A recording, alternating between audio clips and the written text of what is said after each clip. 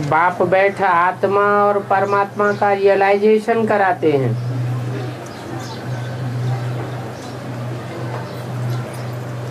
आत्मा को ही नहीं जानते और परमात्मा बाप को ही नहीं जानते तो फिर क्या जानेंगे? आत्मा परमात्मा क्या चीज है, ये भी अर्थ किसी की बुद्धि में नहीं है कि आत्मा क्या चीज है।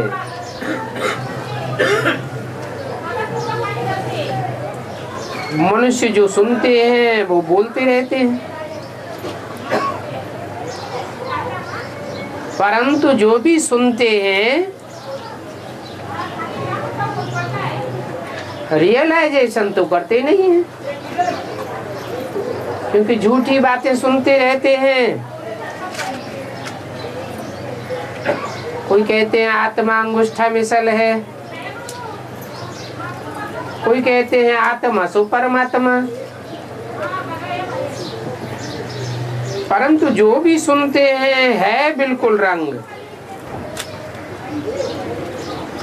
राइट बात तो बाप ही सुनते हैं, सुनाते हैं।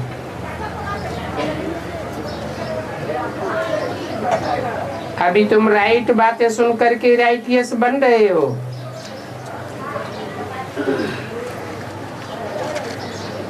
उन भक्ति मार्ग की बातों से फायदा कुछ भी नहीं है।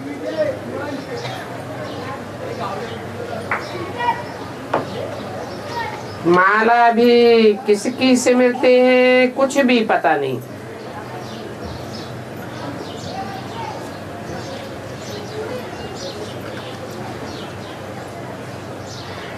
माला में होते हैं संगठित दाने, धागे में पिरोए हुए होते हैं। तो बुद्धि में आना चाहिए ना कि हर धर्म में माला घुमाई जाती है, माला के मणकों को स्मरण करते हैं। जरूर भगवान बाप ने आकर के ऐसी माला बनाई है जिसे भगवान को सारी दुनिया के लोग मानते हैं।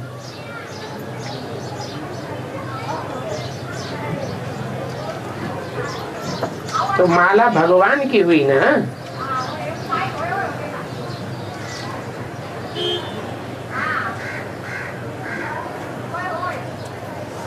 जैसे कि जट लोग होते हैं ना,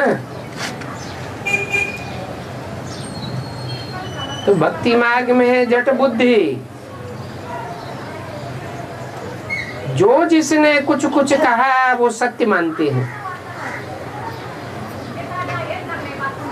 और फिर पत्थर से बैठ करके माथा मारते हैं। पत्थरों से माथा टेकते टेकते और ही पतित बन जाते हैं।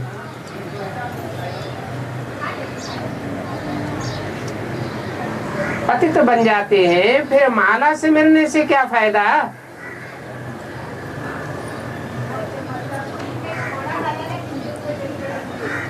अर्थ ही नहीं समझते हैं।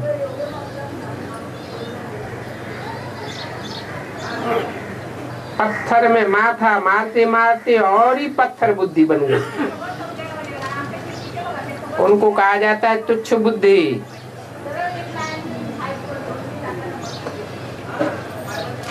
सारी दुनिया में देखो क्या लगा पड़ा है, दुख ही दुख है, क्योंकि सभी आरफन बन पड़े हैं। कोई निश्चित धनी धोरी तो है ही नहीं।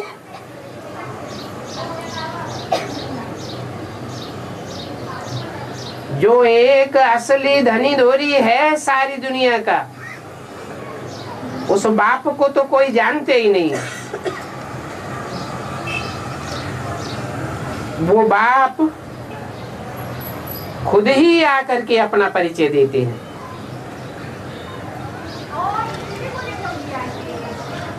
कहते हैं ज्ञान से सदगति होती है।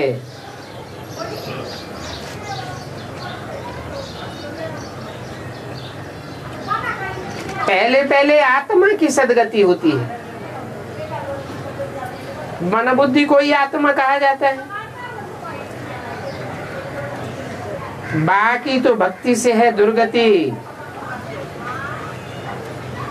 आत्मा भी पत्थर बुद्धि बनती है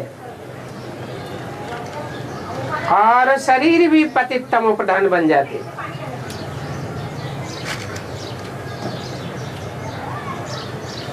ये बातें भी बाप ही आकर के बतलाते हैं, और कोई भक्त ऐसा नहीं कहेंगे कि भक्ति से दुर्गति होती है।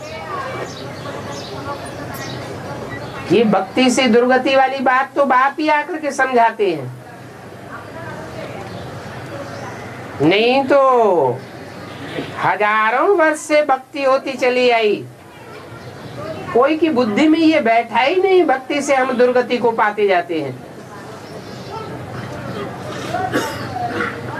अभी बाप कहते हैं ज्ञान जिंदाबाद और भक्ति मुर्दाबाद होती है।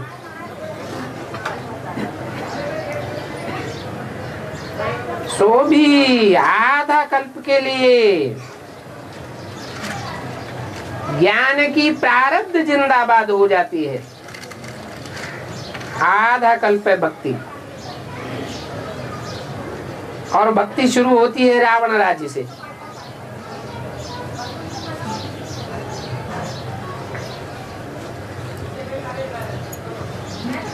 रावण कहा ही जाता है रुलाने वाले को।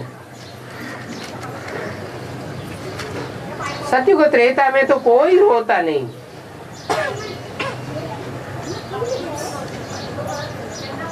क्योंकि वो है राम राज्य। राम को एक सिर दिखाते हैं और रावण को अनेक सिर दिखाते हैं।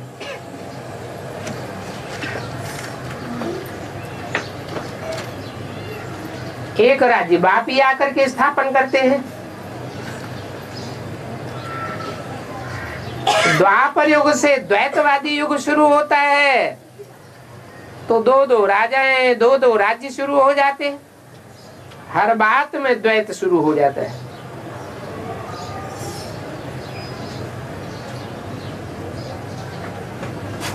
रावण से भक्ति आती है और भक्ति से सीढ़ी उतरते उतरते तमो प्रधान पत्थर बुद्धि बन पड़ते हैं।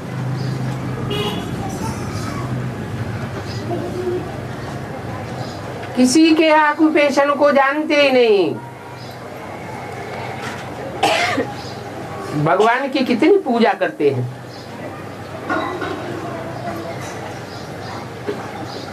इतनी मान्यता करते हैं, फिर भी जानते नहीं हैं।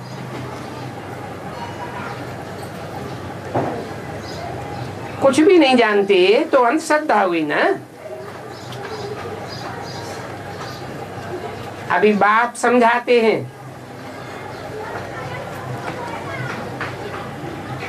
भगवान बाप से इतना लक्ष्मी नारायण जैसा उच्च पद पाने के लिए अपन को आत्मा समझना है और बाप को याद करना है। इस प्रैक्टिस में मेहनत है। मानो अगर किसी की मोटी बुद्धि है तो मोटी बुद्धि से ही याद करें।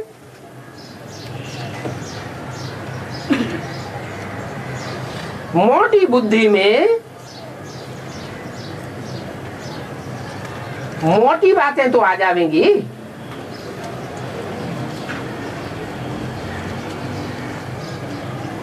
बिंदी तो सूक्ष्म है,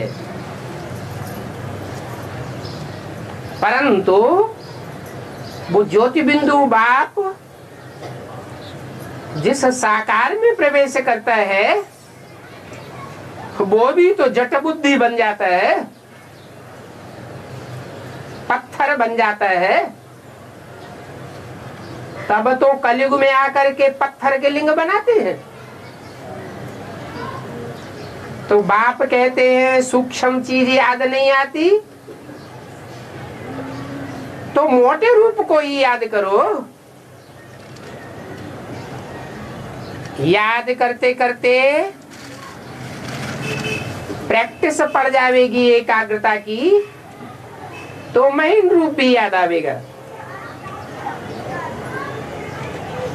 परंतु याद एक को ही करें, अनेकों को याद न करें।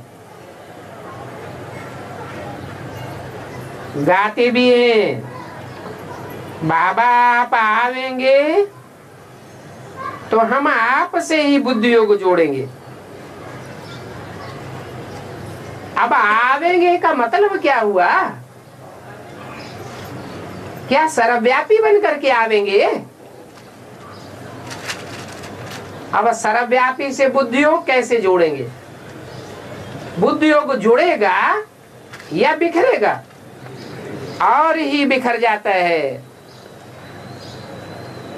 अभी बाप कहते हैं मैं तो मुकर्रर रथ में आता हूं, तो बुद्धियों को जोड़ना चाहिए ना। अभी बाप आए हैं, आए हैं, माना वो निराकार ज्योति बिंदु शिव कोई सर्वव्यापक होकर नहीं आया है। आए हैं माना प्रैक्टिकल में कोई तन में आकर के कार्य कर रहे हैं। अभी तुम बच्चे सभी किससे मिलने आए हो?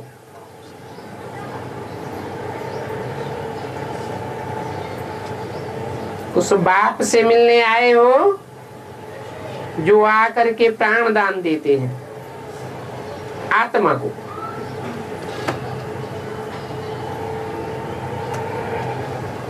तो आत्मा अमरलोक में जाती है। बाप ने समझाया है मैं काल पर जीत पहनाता हूं।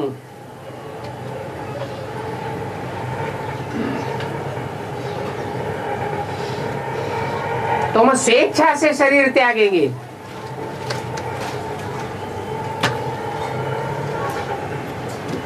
तुमको अमरलोक में ले जाता हूं।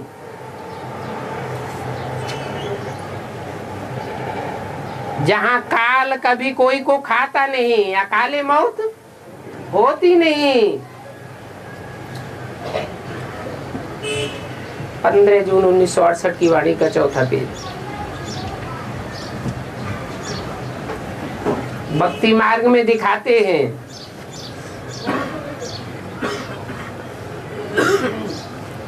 शंकर ने पार्वती को अमर कथा सुनाई।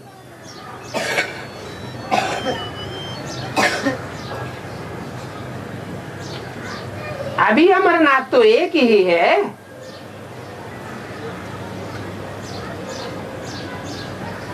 यहाँ पहाड़ों पर बैठ थोड़ी ही कथा सुनावेंगे। कहाँ की बात? कब की मुरली है? 68 में बोला यहाँ पहाड़ों पर बैठ थोड़ी ही कथा सुनावेंगे।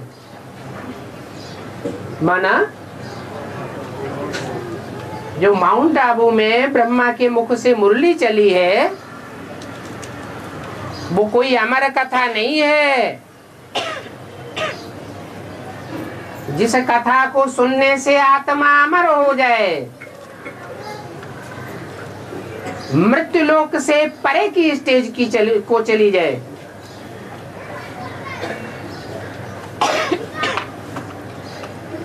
वो कथा कोई स्थूल माउंट आबू पहाड़ पर बैठकर नहीं सुनाई जाती है। शास्त्रों में लिख दिया है कैलाश पर्वत पर बैठ करके कथा सुनाई। इसका मतलब क्या हुआ? ये आत्मा की ऊंची स्टेज है। ऊंची स्टेज में बैठ करके कथा सुनाई। भक्ति मार्ग में तो जो भी कथा सुनाते हैं वो सब झूठी कथाएं लगा दी हैं। और बाप तो आकर के प्रैक्टिकल जीवन की सच्ची कथा आकर सुनाते हैं। भक्ति मार्ग में तो बिल्कुल ही 100% झूठी कथाएं सुनाई। वो सत्यनारायण की कथा हो, अमरनाथ की कथा हो या तीजरी की कथा हो, है कुछ भी नहीं। अब कोई बतावे बर्फ का इतना बड़ा लिंग आप ही कैसे बन जाएगा?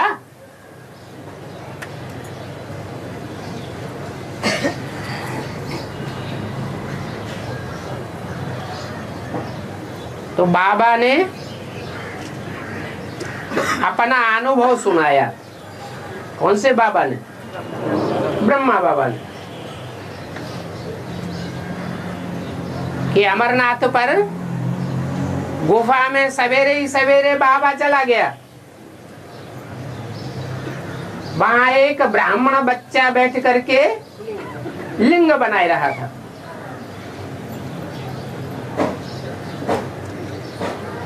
तो आर्टिफिशियल बात हुई ना। आप ही कैसे बन जाएगा? माना कोई बनावेगा तभी तो बन जाएगा। वो तो स्थूल बर्फ की बात हुई। अब लिंग कोई बर्फ नहीं होता है। जो भगवान का लिंग ही पूजा जाता है। और देवताओं की तो सारी कर्मेंद्रियां पूजी जाती हैं। और देवताओं का लिंग नहीं पूजा जाता। और भगवान बाप का लिंग पूजते हैं। सो भी अमरनाथ पर जाकर के बर्फ का लिंग पूजते हैं। अब ये ऊंची स्टेज की बात है। ऐसी ऊंची स्टेज बनती है जो इंद्रियों में कड़ी काम इंद्रिय है वो भी शीतल हो जाती है, निर्विकारी बन जाती है।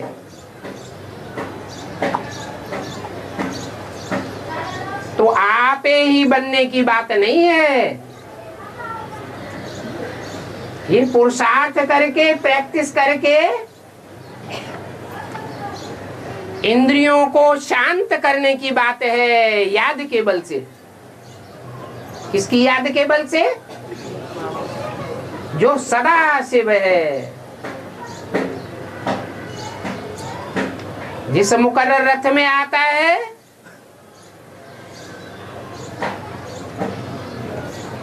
तो उसकी इंद्रियों को पहले शीतल बनाता है।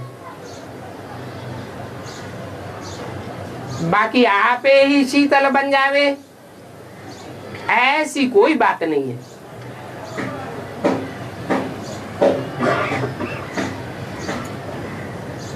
पुरुषार्थ करने से ही सब कुछ होता है। भक्ति मार्ग में तो कितनी झूठी बातें लगी हुई हैं। उन बातों को फिर सत्य कह देते हैं।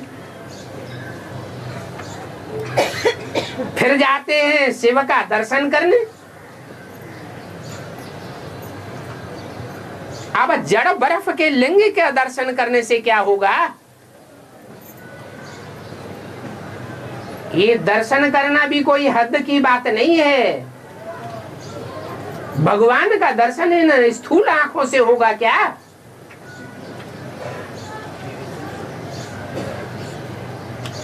वो परम पवित्र स्टेज जिसे एवर प्योर स्टेज कहा जाता है, वो इन आंखों से दिखाई पड़ेगी क्या? ये तो ज्ञान की समझने की बातें हैं।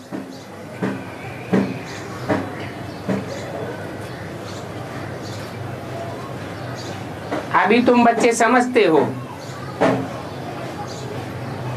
कि शिव बाबा नीचे सृष्टि पर कहां से आया।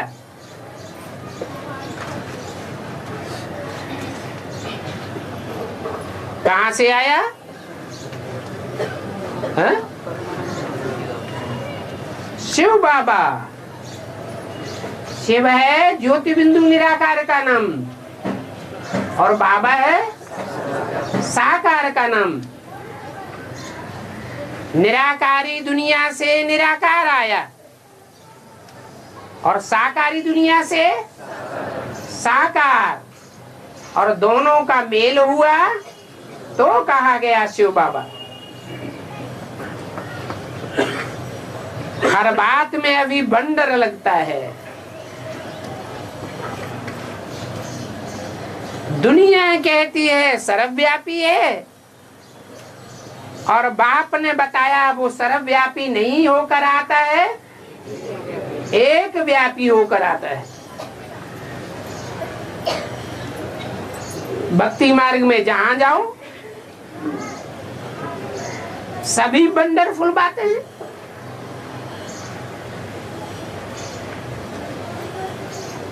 अभी बाप कहते हैं तुमने ही 84 जन्म लिए हैं।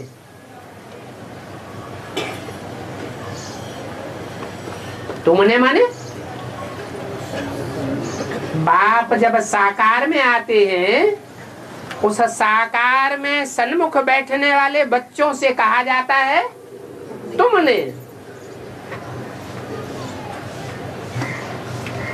जो बाप के साकार में आकर के नहीं बैठते, पूर्व जन्म के इतने ऐसे कर्म किए हुए नहीं हैं जो साकार में सानिध्य हो सके। 500-700 करोड़ मनुष्य तो साकार में नहीं आवेंगे, इसलिए बोला तुमने।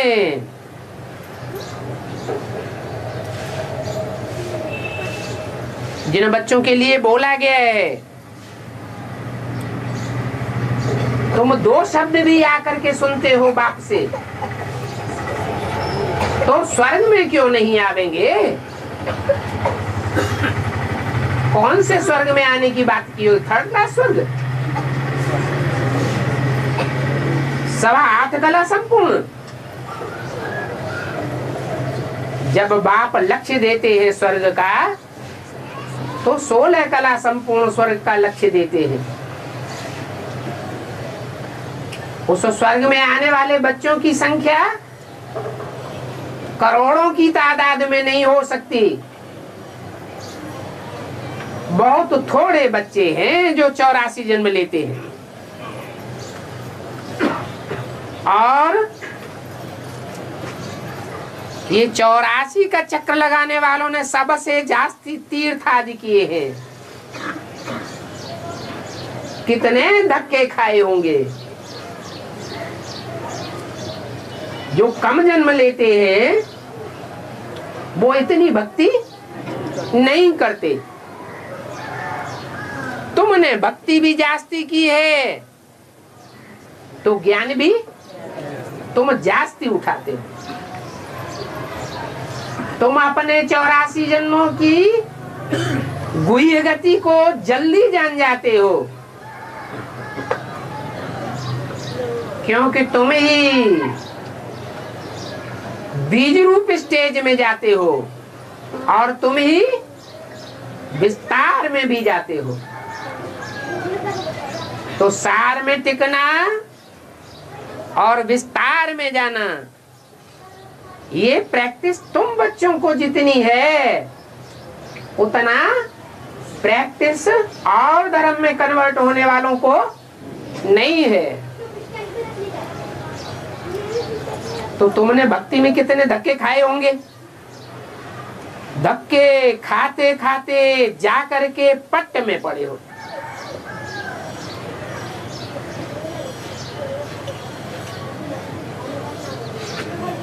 फिर पट्ट में पड़ने वाले भक्ति करते कितनी रुचि से हैं।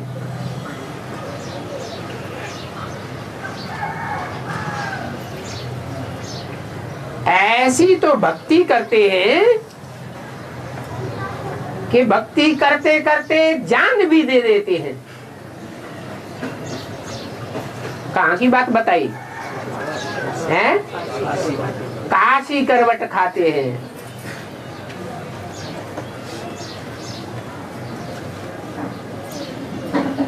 फिर भक्ति मार्ग में कथाएं बनाई हैं। रावण की कथा बना दी, 100 शीशों को काट काट शंकर को मैंने पूजा है।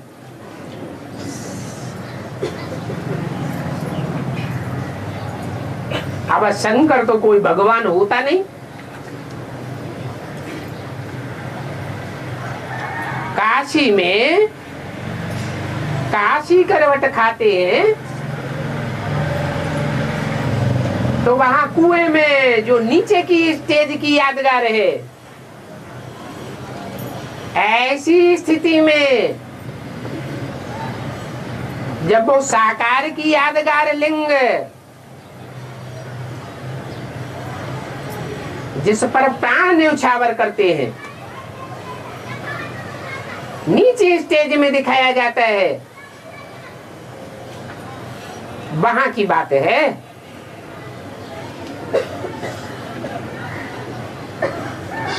तो जान देने के लिए भी तैयार हो जाते हैं। तैयार ही नहीं, प्रैक्टिकल में जान भी दे देते हैं। फिर यहाँ ज्ञान मार्ग में क्या शूटिंग होती होगी, हैं?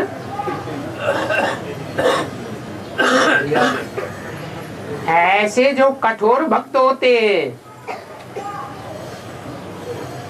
ऐसे बच्चे ही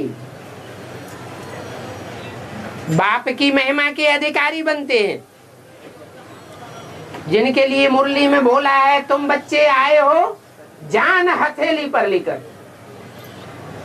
बाबा लो, ये प्राण हमारी हथेली पर रखे हुए हैं, जब चाहे ले लो। संगम युग में जरूर ऐसे कोई पंच प्यारे बच्चे होते हैं। सिखों ने भी भक्ति मार्ग में उनको ही फॉलो किया है पंच प्यारे के रूप में।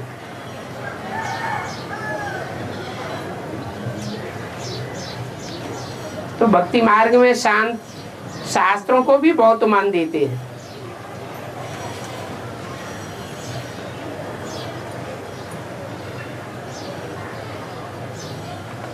जैसे पत्थर के लिंग को बहुत मान देते हैं, शास्त्रों को भी मान देते हैं। बाप कहते हैं ये शास्त्र आदि सभी भक्ति मार्ग हैं।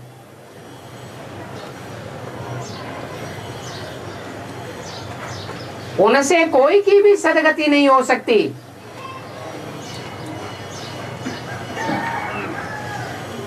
चाहे वो बाहरी दुनिया की भक्ति मार्ग के शास्त्र हो और चाहे वो ज्ञान मार्ग में जो ब्राह्मण हैं, अधूरे ब्राह्मण, उनके शास्त्र हो। शास्त्र तो मनुष्यों के द्वारा ही तैयार किए जाते हैं। मनुष्य जो भी रचना रचेगा उसमें अपनी मनमत तो कुछ न कुछ मिक्स हो जाती है। तो उस मनमत से सदगति नहीं हो सकती, और ही दुर्गति होती आई है। सदगति तो कहा ही जाता है, सदगति को, सच्ची गति को सदगति कहा जाता है। दूध के घड़े में एक बूंद विष डाल दिया जाए सर्प का, तो वो सदगति को जावेगा, अमृत तत्व को जावेगा, अमृत तो पावेगा, दिलावेगा, या सारा ही विष बन जावेगा।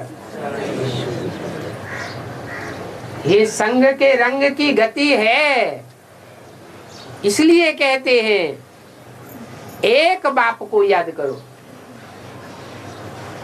अगर कोई दूजम को भी याद किया या संग का रंग लिया तो भी सदगति नहीं होगी।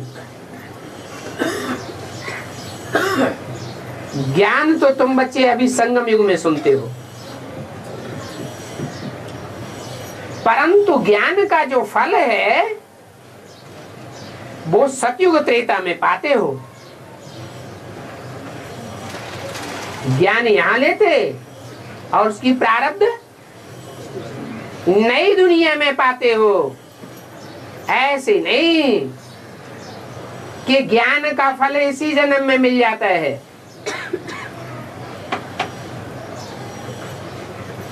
यहाँ भी जो बच्चे भक्ति मार्ग त्याग नहीं सकते हैं बुद्धि से, वो भगवान से इसी जन्म में प्राप्ति करना चाहते हैं। बाप कहते हैं इस जन्म में जो भी तुम्हें सुख दुख मिलना होगा वो पूर्व जन्मों की प्रारब्ध है, इसमें मैं कुछ भी नहीं कर सकता। मैं तो आत्मा के लिए प्राप्ति कराने आया हूं और आत्मा का कनेक्शन इस जन्म के शरीर से है या भविष्य जन्मों से है। आत्मा का कनेक्शन भविष्य के 84 जन्मों से है। तो मैं भविष्य की प्राप्ति कराने आता हूं, उसमें भी जितना जितना तुम श्रीमत पर चलेंगे उतना स्वर्ग की प्रारब्ध प्राप्त करेंगे, सुख का प्रारब्ध पावेंगे। और जितना मनमत या मनुष्य मत पर चलेंगे उतना दुख की प्रारब्ध भी मिक्स होती रहेगी। इसलिए द्वैतवादी द्वापर युगी कलयुगी दुनिया में दुख भी बढ़ता जाता है। बढ़ते बढ़ते सुख बहुत स्वल्प रह जाता है और दुख परसेंटेज में बहुत हो जाता है। काग बिष्टा समान सुख रह जाता है। तो बाप कहते हैं कि भक्ति का फल भी तुम आधा कल्प भोगते हो। रावण माना ही भक्ति, क्योंकि रावण से ही भक्ति आती है। वो अनेक सिर हैं, उनमें बुद्धि योग लगाने से तुम द्वापर कलयुगी दुखी दुनिया की प्रारब्ध पावेंगे।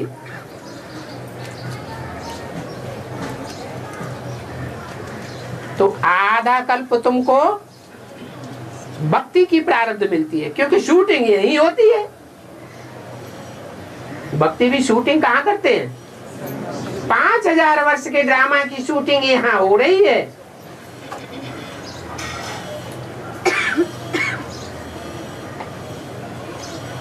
तुमको अभी स्वर्ग का अथवा विश्व का मालिक बनाते हैं। और जो दूसरे धर्म में कन्वर्ट होने वाली आत्माएं हैं या ब्राह्मण आत्माएं हैं, कच्ची कन्वर्टेड ब्राह्मणों की दुनिया की आत्माएं हैं, वो ऐसी प्राप्ति नहीं करती। कैसी? विश्व का मालिक नहीं बनती। विश्व की जो राजाई में देता हूं उसमें अंश मात्र भी प्राप्ति उनकी नहीं होती है। वो राज्याधिकारी भी नहीं बन सकेंगे। और तुम तो नंबरवार विश्व के मालिक बनते हो। नंबरवार क्यों कहा? क्योंकि 100% तो एक ही होता है और बाकी नंबरवार और जो राज्याधिकारी होंगे उनको नंबरवार कहा जाता है। ये बात तुम ही जानते हो।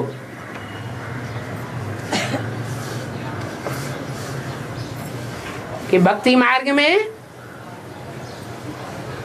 कोई भी हिंसक युद्ध करके, हिंसा को फॉलो करके विश्व की बादशाही नहीं ले सका।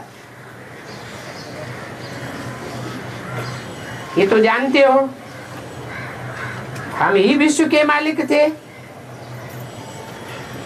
ये लक्ष्मी नारायण विश्व के मालिक थे ना।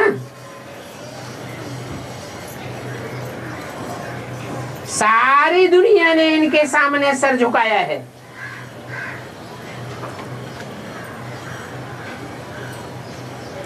सारी दुनिया के दिलों पर इन्होंने राज्य किया है। ऐसे सारे विश्व के ऊपर मालिकाना प्राप्त करने वाले फिर कहां चले गए, एक को भी पता नहीं है।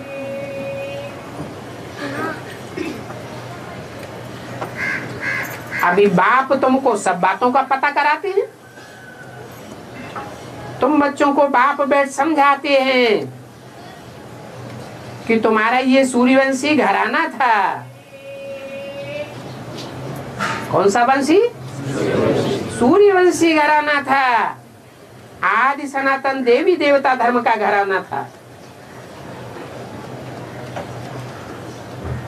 अभी तुम आकर नीचे गिरे हो। अभी तुम्हारी भक्ति पूरी होती है। रावण राज्य जब पूरा होता है तब ही मैं आता हूं।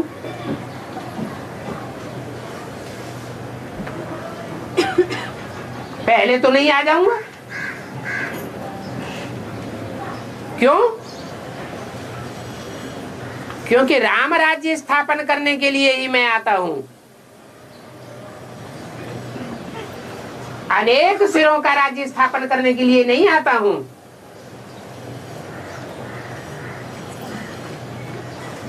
ये रावण राज्य क्या होता है और राम राज्य क्या होता है, ये बात तुम ही समझते हो। क्या होता है?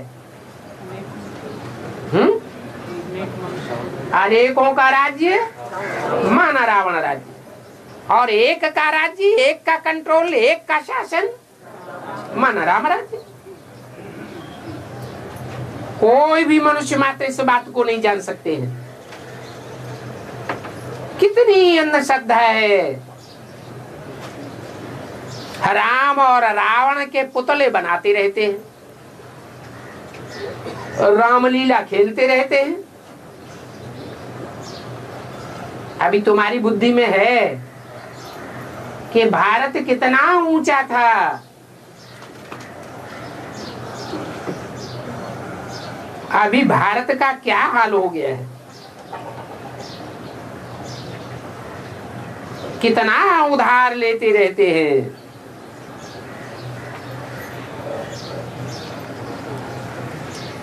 आमदनी तो कुछ भी है नहीं, खर्चा ही खर्चा है। ये कैसे होगा? है? जिसकी आमदनी कुछ ना हो, खर्चा ही खर्चा होता हो, ये हो सकता है? है? कैसे? हाँ, उधार लेते जाते हैं। ऋणम कृत्वा घृतम पीवे।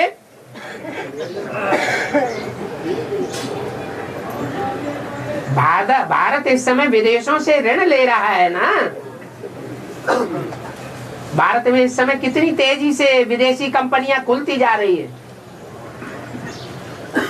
तो भारत के ऊपर किसका राज्य कायम होता जा रहा है? विदेशियों का मतबा कायम होता जा रहा है। कितना लोन लेना पड़ता है। भारत कितना साहूकार था, अभी लोन लेते रहते हैं। पहले इतना साहूकार था जो शास्त्रों में कुबेर के खजाने गाए हुए हैं। है? ये कौन है कुबेर? है? किसका मालिक? हाँ, ज्ञान धन का मालिक कौन है? शिव बाबा है? प्रजापिता। अरे फिर लोन काहे के लिए लेता है? हैं? भारत में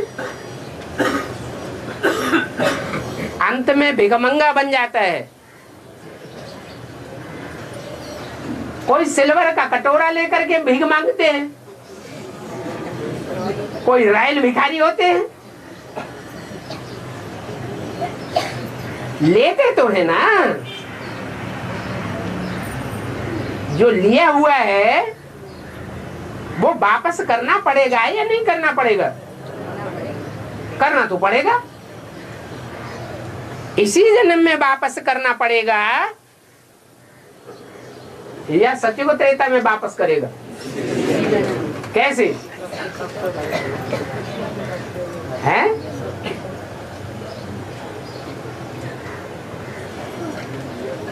जब इस दुनिया पर विनाश बरपा होता है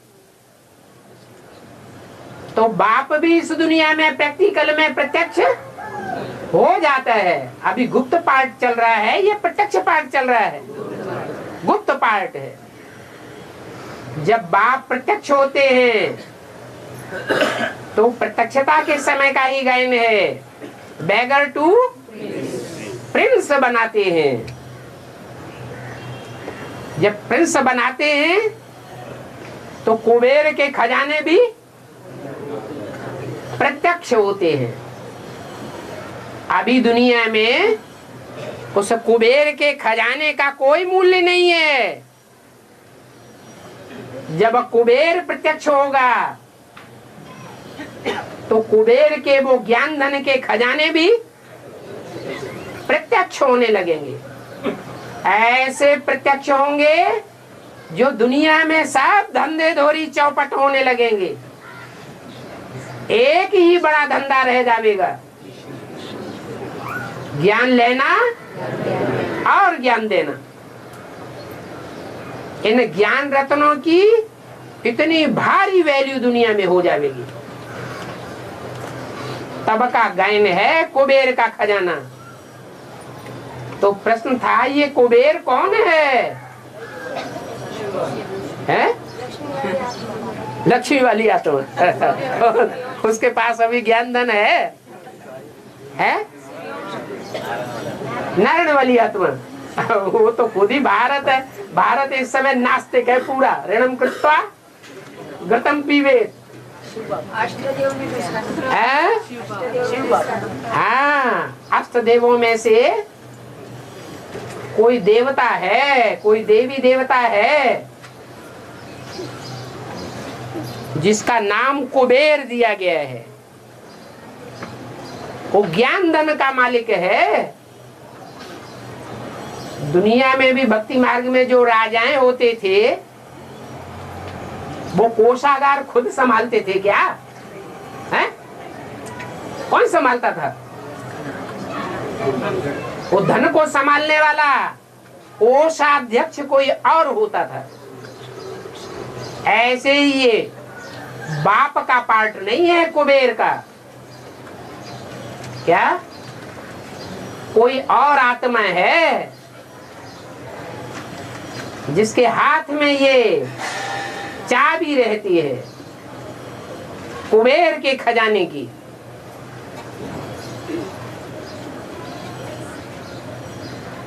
तुम कुबेर के खजाने के मालिक थे,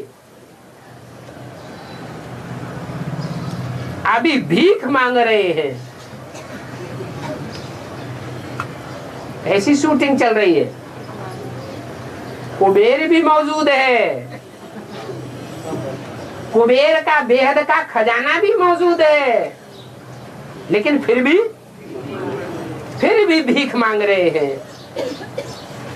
और ऐसे भिखमंगे बने पड़े हैं कि पाई पैसे के लिए हैरान है भारत। अरे हैरान है या नहीं हैरान है? ब्रह्मा बाबा के पास 300-400 का हुजूम था, बारात लगी पड़ी थी। तो उसकी पालना की उनको चिंता थी या नहीं थी? नहीं थी? थी। अभी भी ब्रह्मा सो विष्णु की स्टेज प्राप्त कर गया है, यह ब्रह्मा ब्रह्मा की ही स्टेज में है? अभी भी वही शूटिंग चल रही है। उस समय 300 400, अभी वो हुजूम बढ़ करके 600 650 का हो गया।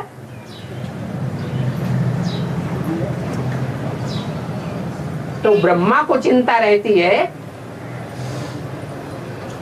या विष्णु और शंकर को चिंता रहती है? ब्रह्मा को चिंता रहती है।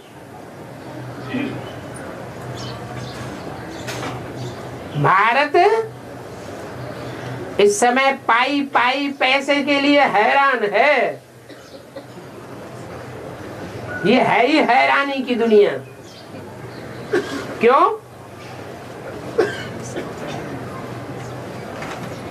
कि जहां भी खर्चा करने जाओ वहां धोखेबाज मिलते हैं या सच्चे लोग मिलते हैं? जहां जाओ वहां है धोखेबाज लोग मिलते हैं। सरकार ही ऐसी हो गई है।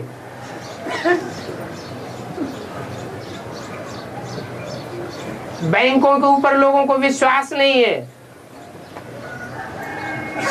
पता नहीं बैंकों का कब दिवाला निकलने लगे।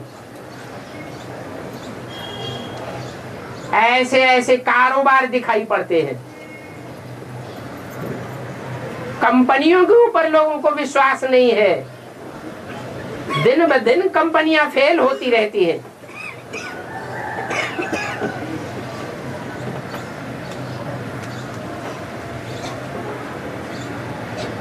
सरकार के ऊपर विश्वास नहीं है। क्यों? सरकार जिस आदमी को देखेगी पैसे वाला है तो इनकम टैक्स में पकड़ेगी। भांति भांति के टैक्स की दुनिया बनाई हुई है, उसमें पकड़ेगी।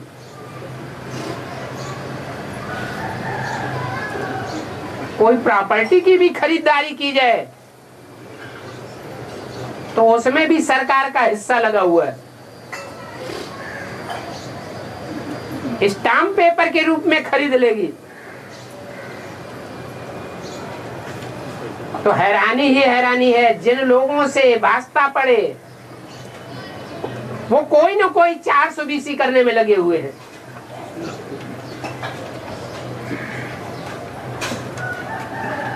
तो कहा कि इस समय पाई पाई के लिए हैरान हैं। कहा ऐसा भी टाइम था जो भारत सोने की चिड़िया थी। उस सोने की चिड़िया को हर एक कोई अपने हाथ में लेने के लिए आतुर था। कहा देखो अभी भीख मांग रहे हैं।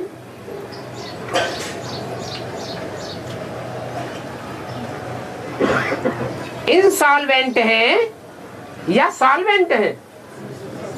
है? सॉल्वेंट होने का किसका गाइन है?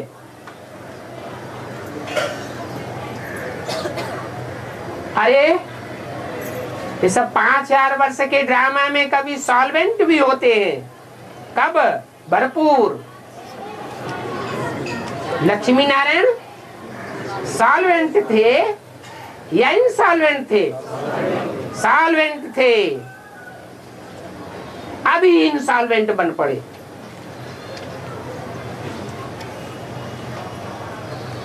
अभी फिर हिस्ट्री रिपीट होनी है।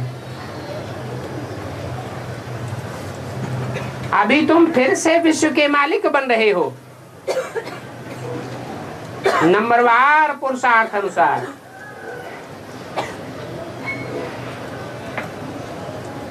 ज्ञान से तुम आधा कल्प सुखी होते हो, फिर भक्ति से आधा कल्प दुख होता है। भक्ति मार्ग में अगर सुख भी है तो अल्प काल के लिए सुख है। जो ज्ञान मार्ग की प्रारब्ध काल का सुख है वो अल्प काल का है या दीर्घ काल का है? 2 युगों तक तुम सुखी ही सुखी रहते हो। अभी तो काग विष्टा समान सुख है।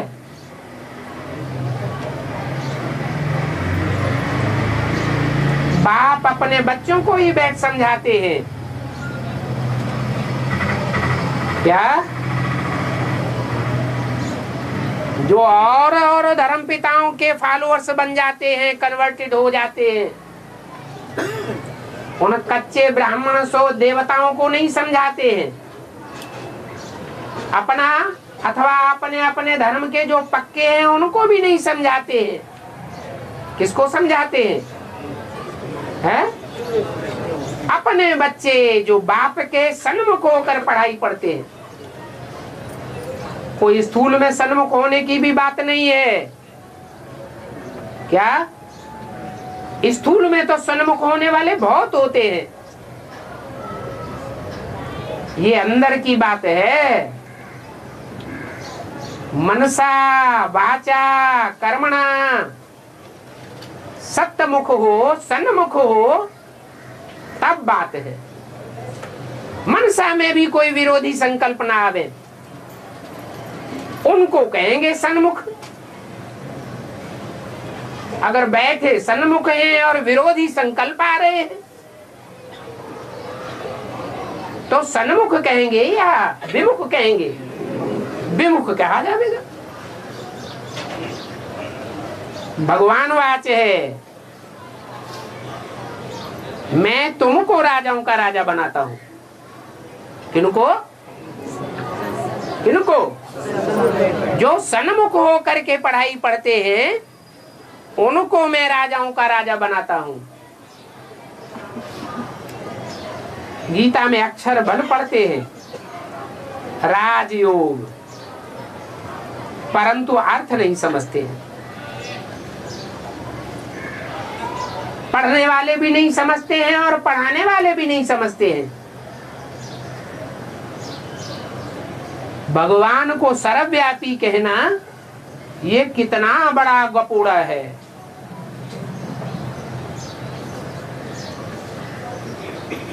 कितनी गालियां आदि देते रहते हैं। अभी भगवान आकर उलाहना देते हैं कि मैं आता ही तब हूं जब तुम हमारी ग्लानि करने लग पड़ते हो। क्या ग्लानि? कण कण में भगवान। कण कण अर्थात कोई जड़ कण की बात है क्या? जो आत्माएं हैं वो भी स्थूल कण हैं। एक तरह का जैसे कण अति सूक्ष्म होता है, एटम अति सूक्ष्म होता है, ऐसे आत्माएं भी सूक्ष्म कण हैं लेकिन चैतन्य है। तो कण कण जैसा पार्ट बजाने वाली आत्माओं में मैं नहीं आता हूं। ड्रामा में पार्ट होते हैं ना, छोटे बड़े पार्ट होते हैं, तो मैं छोटे छोटे पार्टधारियों में आता हूं या हीरो पार्टधारी में आता हूं। वो धर्म पिताएं भी आते हैं तो 33 करोड़ देवताओं में से जो श्रेष्ठ देवताएं होते हैं नंबरवार, उनमें ही आते हैं। कोई सतयुग का दूसरा नारायण, कोई तीसरा नारायण, कोई चौथा नारायण। जिस नंबर का धर्म पिता होगा उसी नंबर के नारायण में प्रवेश करता है। तो मैं कण कण जैसा पार्ट बजाने वाली आत्माओं में नहीं आता हूं। मुझे फालतू ही कण कण में ठोक देते हैं। ये तो मेरे लिए बेहद की गालियां हो गई।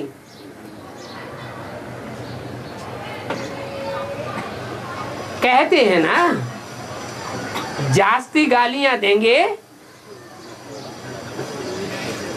जब गुस्सा आती है ना तो कहते हैं जास्ती गालियां देंगे तो मौत के सिवाय और कुछ भी अंजाम नहीं होगा।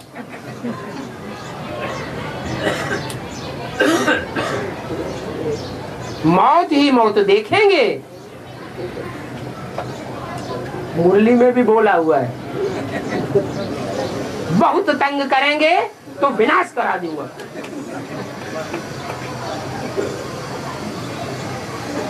बाप भी कहते हैं कि बस करो, इससे जास्ती गालियां मत दो।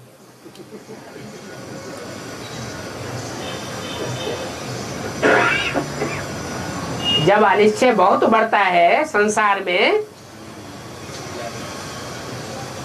तो एक भगवान प्रत्यक्ष होता है या ढेर के ढेर भगवान प्रत्यक्ष हो जाते हैं। घर घर में पति परमेश्वर भी भगवान साबित होकर रहता है।